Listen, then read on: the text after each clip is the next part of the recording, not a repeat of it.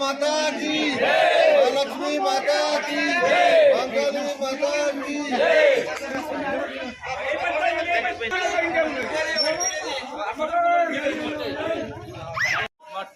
నేడు ఆషాఢ మాసం పురస్కరించుకొని పద్మనాయక వెలమ సంఘం తరపున మేము ఇక్కడ గ్రామ దేవతలైనటువంటి శ్రీ మహాలక్ష్మి అమ్మవారికి బోనాలు సమర్పించుకోవడం జరిగింది.